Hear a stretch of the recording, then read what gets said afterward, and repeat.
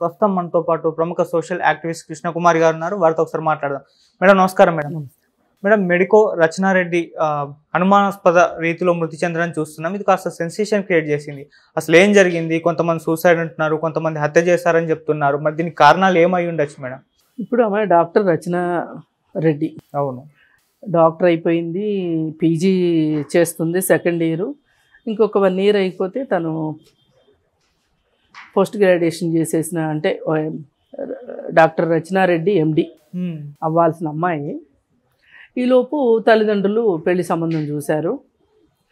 ఎండి రచనారెడ్డి అవటానికంటే ముందు శ్రీమతి రచనారెడ్డి అవుతున్న పరిస్థితి. అయితే ఆత్మహత్యలు ఏవి కూడా ఆత్మహత్యలుగానే చూస్తే మనం పొరపాటు పడతాం. ఆత్మహత్యలు అలా జరుగుతూనే ఉంటాయి. ఆత్మహత్యల్ని కూడా హత్యలుగానే పరిగణిస్తేనే మనకి సరైన సమాధానాలు దొరుకుతాయి. హత్యకి ఆత్మహత్యకి తేడా చాలా సన్నని గీతే ఉండొచ్చు.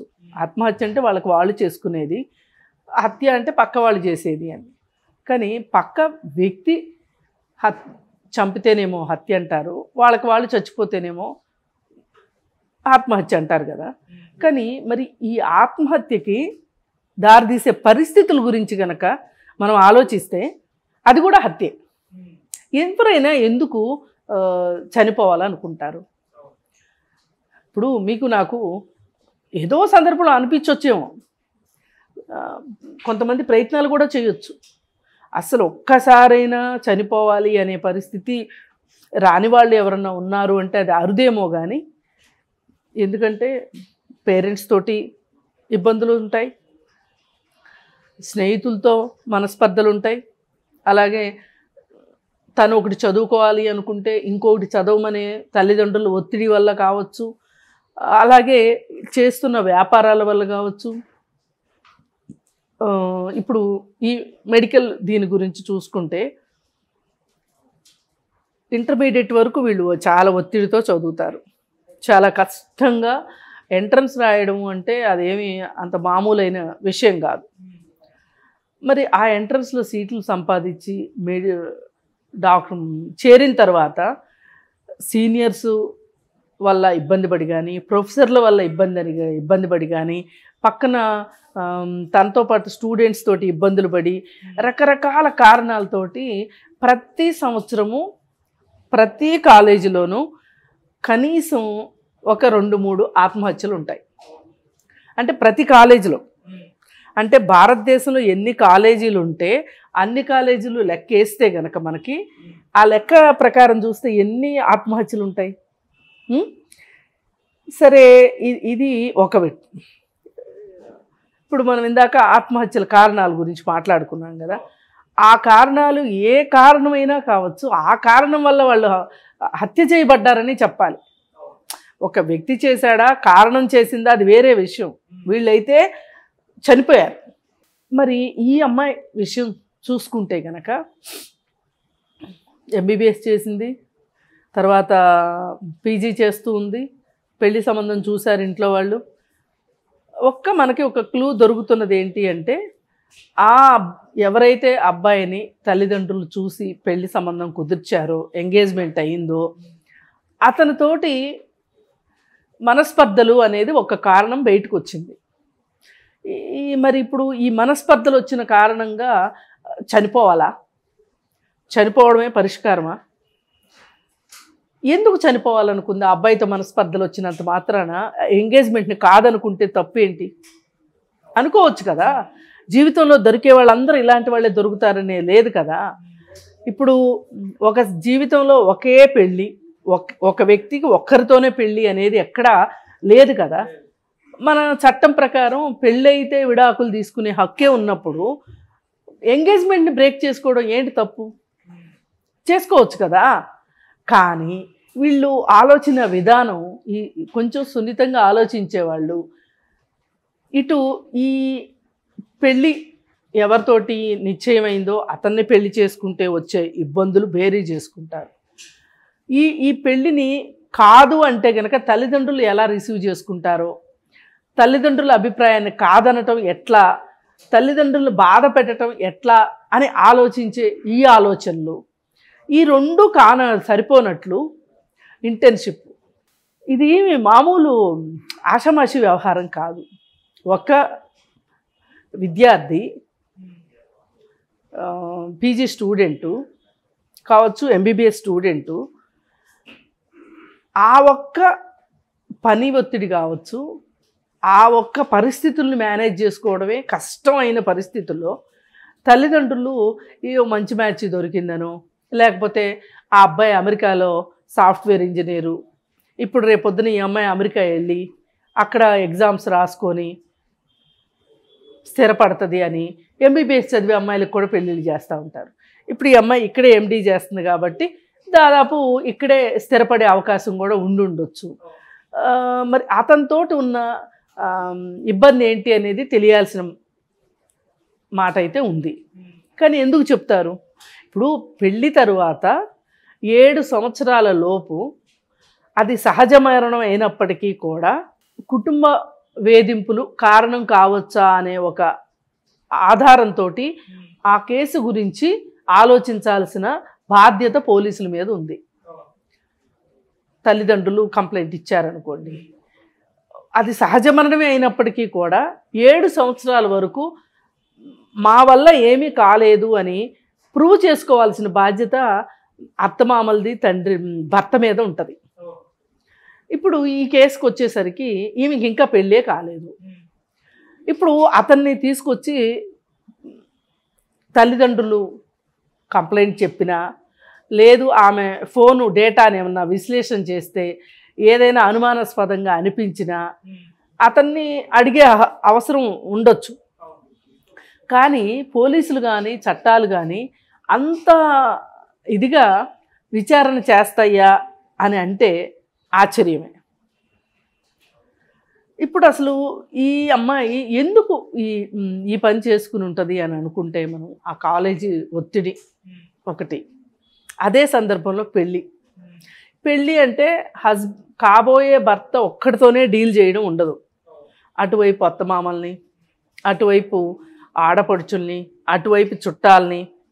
ఇప్పటి వరకు ఇంట్లో ఎంతో కొంత ఆడపిల్ల అంటే బాగా చూసుకుంటారు కాబట్టి ముద్దు ముచ్చట, కొంచెం ముద్దు చేస్తారు, ఆంక్షలు పెడతారు, అది వేరే విషయం. కానీ ముద్దు చేస్తారు అనే ఉద్దేశం నుంచి ఒక బాధ్యతాయుతమైన పాత్ర పోషించడానికి సిద్ధం కావాల్సిన పరిస్థితిలో ఇప్పుడు అమ్మాయి ఉంది. ఓ పక్క కాలేజీలో ఒత్తిడి, ఇక అసలు దాని గురించి చెప్పవసరంలా.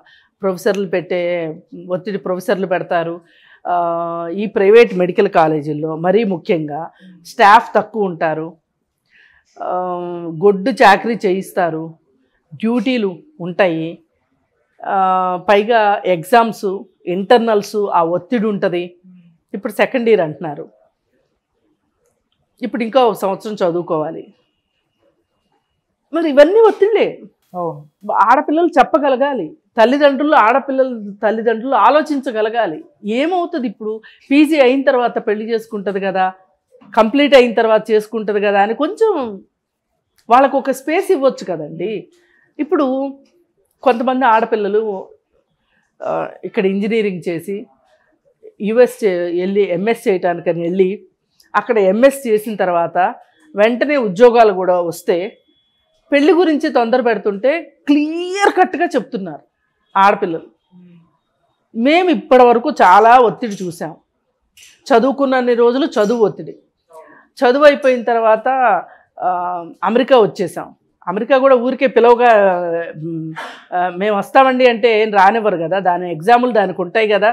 ఆ ఎగ్జాములు రాసుకొని అక్కడికి వెళ్ళి అక్కడ వాతావరణంలో తల్లిదండ్రులు లేకుండా అక్కడ ఎంఎస్ కంప్లీట్ చేసుకోవాలి. ఎంఎస్ కంప్లీట్ అయిపోయిన తర్వాత ఉద్యోగం కోసం టెన్షను, ఉద్యోగం వస్తుంది. ఈ మొత్తం కూడా ఒక రకంగా చూసుకుంటే ఒంటరి ప్రయాణమే. ఇది చాయిస్ తల్లిదండ్రులు తీసుకుంటున్నారా పిల్లలు తీసుకుంటున్నారా అనేది వేరే విషయం. వాళ్ళైతే కష్టపడవలసి వస్తుంది కదా. తల్లిదండ్రులు ఇక్కడ ఉండి వాళ్ళకి అవసరమైతే ఫీజులు కడతారు, లేకపోతే డబ్బులు కావాలంటే పంపగలుగుతారు. అంతేగాని అక్కడ ఏదవలసింది వాళ్ళే కదా. సముద్రాలు ఈదుతారా, ఏం చేస్తారా, ఏ కష్టపడతారో వాళ్ళు చేయాల్సిందే కదా. మరి అలాంటప్పుడు ఇంత ఒత్తిళ్ళు అనుభవించిన తర్వాత ఇప్పుడు పెళ్ళి అంటే మళ్ళీ అసలు మాకు కొంచెం ఊపిరి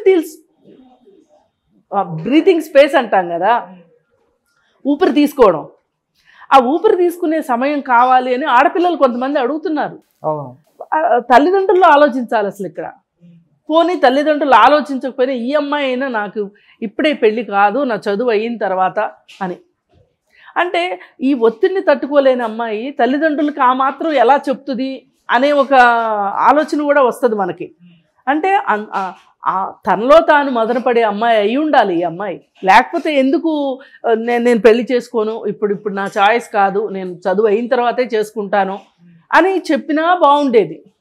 లేదు ఇప్పుడు ఒత్తిడిగా ఉంది, ఈ ఒత్తిడిని ఎట్లా మేనేజ్ చేసుకోవాలి అనే ఒక ఆలోచనైనా ఆ అమ్మాయికి వచ్చి ఉండాలి. పైగా వాళ్ళ బ్రదర్ అనుకుంటా మాట్లాడుతూ ఒత్తిడిలో ఉంది అని చెప్పాడు, డిప్రెషన్లో ఉంది అని చెప్తున్నాడు. మరి అలాంటప్పుడు అసలు ఈ డిప్రెషన్కి మీరు ఏం చేశారు, మిగతా కుటుంబ సభ్యులు మీ సహకారం ఏం అందించారు? ఇప్పుడు డిప్రెషన్ అంటే అదేదో పెద్ద జబ్బు, అసలు ఇంకా మందు లేని జబ్బు అనడానికి లేదు. ఈవేళ ప్రపంచం మొత్తం మీద కొన్ని కోట్ల మంది డిప్రెషన్తో బాధపడుతున్నారు. ఇబ్బంది ఉంటుంది ఖచ్చితంగా. దానికి కుటుంబ సభ్యుల సహకారం కావాలి. అవసరమైతే ఈ సంవత్సరం నేను ఇంటర్న్షిప్ చేయను, నేను నెక్స్ట్ ఇయర్ బ్రేక్ తీసుకుని చేస్తాను అనగలగాలి. కానీ ఏమనిపిస్తుంది అంటే తల్లిదండ్రులకి, ఇన్ని సంవత్సరాలు కష్టపడ్డావు కదా, మళ్ళీ బ్రేక్ వస్తే ఎట్లా, వెంటనే సంపాదించేయాలి. మంచి సంబంధం అని చేస్తారు. ఆ మంచి సంబంధాన్ని ఆస్వాదించగలిగిన పరిస్థితిలో ఆ పాప ఉందా లేదా చూడాలి కదా. ఇప్పుడు 25 సంవత్సరాలు ఈ అమ్మాయికి ఉన్నాయి, పీజీ కంప్లీట్ అవుతుంది అని అంటే ఎక్కడా బ్రేక్ లేకుండా ఈ అమ్మాయి 10th క్లాస్ అయిపోయి, ఇంటర్మీడియట్ అయిపోయి, మెడిసిన్లో సీటు తెచ్చుకొని మెడిసిన్ చేసి, మెడిసిన్లో మళ్ళీ ఇంటర్న్షిప్ చేసి, ఆ తర్వాత పీజీ ఎంట్రన్స్ రాసి, పీజీ 3 ఇయర్స్ సెకండ్ ఇయర్లో ఉంది. అంటే దీని అర్థం ఏంటి అంటే ఎక్కడ బ్రేక్ లేదు, ఎక్కడ బ్రేక్ తీసుకోకుండా చదువు కొనసాగించింది. మరి ఎంత ఒత్తిడి ఉంటుందని తల్లిదండ్రులు కూడా ఆలోచించాలి కదా. అసలు ఆ మెడిసిన్ బుక్స్ చూస్తుంటే మనకు భయం వేస్తుంది.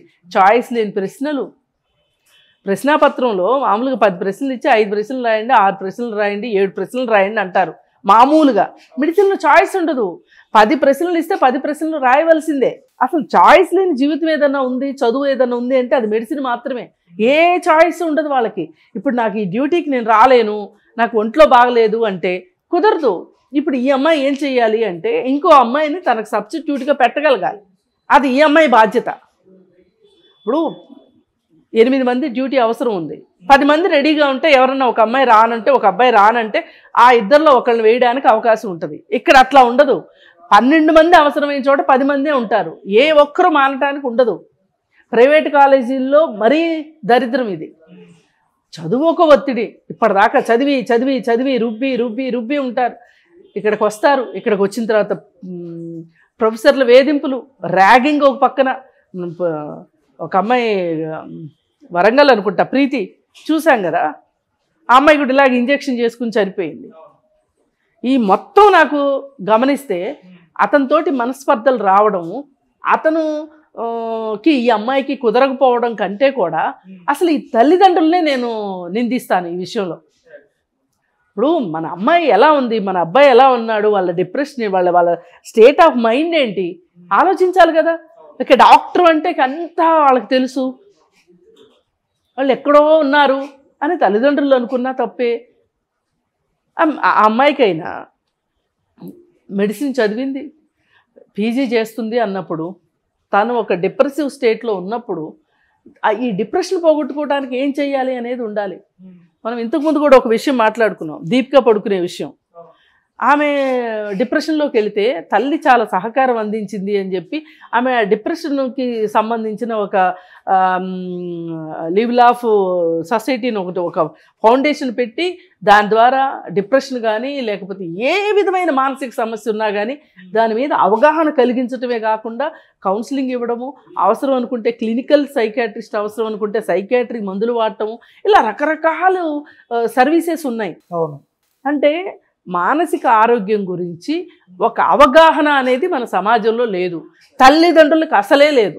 ఈ విషయంలో ఖచ్చితంగా తల్లిదండ్రులు నిందించవలసిందే. వాళ్ళ మెంటల్ హెల్త్ అనేది, వెల్ బీయింగ్ అనేది ఇవాళ చాలా అవసరమైన విషయం. ఈ మానసిక ఆరోగ్యం మీద ప్రభుత్వాలకు కూడా బాధ్యత ఉంది. ప్రభుత్వాలు కూడా అవగాహన కలిగించాలి. అలాగే తల్లిదండ్రులు, సరే నీకు అతనితో ఏదో పొసెసివ్నెస్, ఆ షాపింగ్లు, ఆ ఒత్తిడిని ఎదుర్కొంటున్నావు కదా, అవసరమైతే పెళ్ళి ఇంకో 6 నెలలు పోస్ట్పోన్ చేసుకుందాం అనుకోవచ్చు. ఈ పాప చదువు అయిపోయే వరకు, ఆ ఇంటర్న్షిప్ అయిపోయాక చేసుకోవచ్చు. అదేం పెద్ద కష్టం కాదు. లేదు అంటే కనుక అతనితోనే తనకి కంపాటబిలిటీ ఇష్యూస్ వస్తున్నాయి అని అనిపించినప్పుడు మేమేం బాధపడము, మేమేం భయపడము, నీ ఇష్టం అమ్మా, నువ్వు ఒకవేళ బ్రేక్ చేసుకుందామా, ఎంగేజ్మెంట్ బ్రేక్ చేసుకుందామా అని మాట్లాడాల్సిన బాధ్యత తల్లిదండ్రులకు ఉంది. వాళ్ళ తల్లిదండ్రులకి ఆ మాత్రం బాధ్యత లేకపోతే వాళ్ళు పిల్లల మీద ఒత్తిడి పెట్టడం మానేయాలి. ఇప్పుడు చూడండి, పెళ్లి తర్వాత బ్రేక్ అవుతున్నాయి. పెళ్ళైన 3వ రోజు 4వ రోజు నుంచే మనస్పర్ధలు వస్తే వాళ్ళు విడాకులు తీసుకుంటున్నారు. తప్పే ఉంది దానికి. అలాగే పెళ్ళికి ముందు ఎంగేజ్మెంట్లు బ్రేక్ అవుతున్నాయి. ఏమవుతుంది దానివల్ల? ప్రాణాలు పోతాయా? ఇప్పుడు ప్రాణం పోయింది, ఆ పాపను తిరిగి తీసుకురాగలరా వీళ్ళు? అయిపోయింది కదా. అయిపోయిన తర్వాత కొన్ని నాకు తెలిసి ఒక 2-3 ఇన్సిడెంట్లు పెళ్ళి ఒక వారం రోజులు ఉందనంగా బ్రేక్ చేసుకున్నవి చూశాను. రేపు పొద్దున పెళ్ళి అంటే ఈరోజు రాత్రి బ్రేక్ చేసుకుంది ఒక అమ్మాయి, నాకు తెలిసిన అమ్మాయి. ఏమీ కాల, కొంపలేం అంటుకోలే, వెళ్ళారు చెప్పారు, ఏదో కాసేపు ఉంటుంది కదా. ఆ అబ్బాయి బిహేవియర్ నచ్చలేదు ఆ అమ్మాయికి. ఒక 2 సార్లు 3 సార్లు చూసింది. ఆ రోజు రాత్రి చెప్పింది. మరి ఇంత లేట్గా ఎందుకు చెప్పావు అంటే, నిన్న కూడా నాతో అలాగే ప్రవర్తించాడు అతను నాకు విలువ ఇవ్వట్లేదు, నన్ను ఒక మనిషిగా చూడట్లేదు, ఆ కోపాన్ని నేను భరించలేకపోతున్నానని చెప్పింది. తల్లిదండ్రులు యాక్సెప్ట్ చేశారు, వెళ్ళి వాళ్ళనే మాట్లాడారు. ఏమండి మరి ఇట్లా అంటుంది మా అమ్మాయి. పైగా అమ్మాయి క్లియర్ కట్గా చెప్పింది, నేను పెళ్ళంటూ చేసుకున్నాను అంటే ఇంక వదలను అతన్ని, నేను జీవితాంతం కష్టపడాలి అని కనుక మీరు అనుకుంటే కనుక పెళ్లి చేయండి అతనితో. ఇంతే క్లారిటీగా మాట్లాడింది ఆ అమ్మాయి. వాళ్ళు కూడా ఆలోచించారు. పరువులు, మర్యాదలు, ఈ పెళ్లి ఏర్పాట్లు, పెళ్లికి వచ్చేవాళ్ళు, ఇవన్నీ ఆలోచించరా. వాళ్ళకి ఒకటే కనిపించింది, వాళ్ళ అమ్మాయి భవిష్యత్తు కనిపించింది. నిర్ణయం తీసుకున్నారు. వీళ్ళు నిజమైన తల్లిదండ్రులు అంటే గొప్ప తల్లిదండ్రులు. వాళ్ళు క్యాన్సిల్ చేసుకున్నారు. వాళ్ళు తిట్టారు, అది వేరే విషయం, ఫేస్ చేశారు. తర్వాత ఒక 1-2 సంవత్సరాలు పోయిన తర్వాత అమ్మాయికి వేరే సంబంధం చూశారు, పెళ్లి చేశారు. చాలా చాలా హ్యాపీగా ఉంది. ఏమి ఆ ధైర్యం ఎందుకు ఇవ్వలేకపోతున్నారు తల్లిదండ్రులు? పోనీ ఈ అమ్మాయి అనుకుంటున్నాయే అపోహల, ఈ అమ్మాయే తప్పుగా అర్థం చేసుకుంటుందా ఈ సిచ్యువేషన్స్ని, ఒత్తిడి ఎక్కువ ఫీల్ అవుతుందా అంటే అమ్మాయి కౌన్సిలింగ్ ఇప్పించాలి, డాక్టర్ దగ్గరికి తీసుకెళ్ళాలి. ఏం ఆలోచిస్తారంటే, మన అమ్మాయిని సైకాట్రిస్ట్ దగ్గరికి తీసుకెళ్తే చుట్టూ వాళ్ళు ఏమనుకుంటారో. వీళ్ళంతా బతికే చుట్టూ వాళ్ళ కోసమే. ఈ పెళ్ళిళ్ళు ఆడంబరంగా చేసేది కూడా వీళ్ళు డబ్బులు చూపించుకుంటానికి. చాలా ఆవేదనగా అనిపిస్తుంది నాకు ఇవన్నీ చూస్తుంటే. ఒక డాక్టర్ తయారవ్వడము అంటే ఈవేళ ఉన్న పరిస్థితుల్లో ఈ దేశానికి ఎంతమంది డాక్టర్లు అవసరం? ఉన్న డాక్టర్లు కాస్త ఫారిన్ పోతున్నారు కదా. అసలు ఈ దేశంలో డాక్టర్ల కొరత ఎంత రాబోతుందో. పెరిగే జనాభాకి అనుగుణంగా ఉన్న జనాభాకి అనుగుణంగానే డాక్టర్లు లేరు. మరి మన జనాభా పెరుగుతూనే ఉంది. మనం గొప్పలు చెప్పుకుంటాం మాకు చాలా జనాభా ఉంది అని. మరి ఆ జనాభాకి తగ్గ కావాల్సినవన్నీ చూస్తుంది ఆ ప్రభుత్వం. డాక్టర్లు ఎంత అవసరం? డాక్టర్లు తయారు కావట్లా. ఎంబీబీఎస్లో చేరిన ప్రతి స్టూడెంటు డాక్టర్ అయ్యి పేషెంట్ల దాకా రావడానికి ఒక పెద్ద ప్రాసెస్ ఉంటుంది. మరి ఈ పరిస్థితుల్లో ఒక డాక్టర్ని కోల్పోయాం. ఒక తల్లిదండ్రులకు ఒక బిడ్డ పోయింది అనే దానికంటే కూడా ఈ సమాజానికి అవసరమైన ఒక కావాల్సిన డాక్టర్ చనిపోయింది అనేది నాకు మరీ బాధగా అనిపిస్తుంది. ఈ తల్లిదండ్రులు ఏ విధంగానైనా ఆ పాపకి నచ్చజెప్పి, నీకేం పర్వాలేదు మేము ఉన్నాం, ఈ సంబంధం కాకపోతే ఇంకో సంబంధం అని చెప్పుండాల్సింది. ఏమి లేదు, ఎంతకి డబ్బులున్నాయి చదివిద్దాము, డబ్బులు లేవు ఎట్లా ఒట్లా కష్టాలు పడి చదివిద్దాము అని చూస్తున్నారు. అది హ్యాట్సప్, దానికి చదివిద్దాం అనుకున్నంత వరకు హ్యాట్సప్. కానీ వాళ్ళు పడుతున్న ఒత్తిడిని తల్లిదండ్రులు పట్టించుకోకపోవటం, దానికి ఒక ఓదార్పునివ్వడము చెయ్యకపోతే చాలా దారుణమైన పరిస్థితులు ఉంటాయి. ఇప్పుడు పైగా పోయినసారి అక్కడ ఒక సీనియర్ స్టూడెంట్ అవహేళన చేశాడు అనే విషయం వచ్చేసరికి మనం అతను మాట్లాడగలిగాం. కానీ ఇక్కడ ఈ కుటుంబం చేసిన హెరాస్మెంట్, ఎందుకంటే హెరాస్మెంట్ చేసినట్టు ఖచ్చితంగా క్లియర్ కట్గా కనిపిస్తుంది ఇక్కడ. తల్లిదండ్రులు ఏ మాత్రమైన ఆ అమ్మాయితోటి నీకేం పర్వాలేదు అనే భరోసా ఇచ్చుంటే ఆ అమ్మాయి చనిపోయి ఉండేది కాదు. ఆ అమ్మాయి ఒక పోని భరోసా ఇస్తే కూడా ఆమె చనిపోయింది అంటే కూడా, ఆత్మహత్య చేసుకుంది అంటే కూడా, ఈ పరిస్థితుల్ని అందరూ కలిసి సరిగా మేనేజ్ చేసి ఉండాల్సింది. ఏది ఏమైనా ఇలాంటి సంఘటనలు జరగకుండా ఉండాలి అంటే మానసిక ఆరోగ్యం మీద అవగాహన కల్పించాల్సిన అవసరం ఉంది. అవగాహన కల్పిస్తూ ఎవరికైనా సరే, ఒక లోగా ఫీల్ అవుతున్నాను అంటారు కొంతమంది, కొంచెం బాధగా ఉన్నాను, కొంచెం ఎందుకో దుఃఖంగా ఉంది, ఇట్లా చెప్తూ ఉంటారు. ఈ ఇంతవరకు పర్వాలేదు. ఏ పని మీద ఇంట్రెస్ట్ లేకపోవడం, ఏ పని చేయలేకపోవడం, అలాగే మామూలుగా మాట్లాడడానికి కూడా చాలా పెద్ద శబ్దంతో మాట్లాడడము, అస్సలు పూర్తిగా మాట్లాడకుండా ఉండిపోవడము, అంటే పూర్తి అబ్నార్మాలిటీస్ అన్నమాట. ఉంటే ఇటు లేదంటే అటు, అంటే పోలికి ఇటువైపు అటువైపు, అలా ఇలాంటి ఏ పరిస్థితులైనా సరే మీ పిల్లల్లో గమనించినప్పుడు, వాళ్ళు ఎంత పెద్ద పిల్లలైనా సరే, ఓ పని మీద ఆసక్తి లేకపోవటం, ఆరోగ్యం మీద ఆసక్తి లేకపోవటం, తిండి మీద ఆసక్తి లేకపోవటం, ఇవన్నీ కూడా డిప్రెషన్ లక్షణాలు. అవును. మరి ఈ లక్షణాలు కనిపెట్టి మనము పిల్లల్ని ఈ ప్రపంచంలోకి తీసుకొచ్చేది మనకే ఉంటుంది బాధ్యత. అది ఈ పరిస్థితుల్లో తల్లిదండ్రులకు కూడా అవగాహన కావాలి. ఈ ప్రభుత్వాలు మరీ ముఖ్యంగా మానసిక ఆరోగ్యం పట్ల అవగాహన కలిగిస్తే ఇలాంటి పరిస్థితులు వచ్చినప్పుడు ఏం చేయాలి అనే దాని మీద వాళ్ళు సరిగా ఆలోచిస్తారు. ఏ తల్లిదండ్రులు కూడా సమాజానికి భయపడి మీ పిల్లల్ని బలి చేయొద్దని కోరుకుంటున్నాను. Correct madam. Thank you so much madam. Thank you.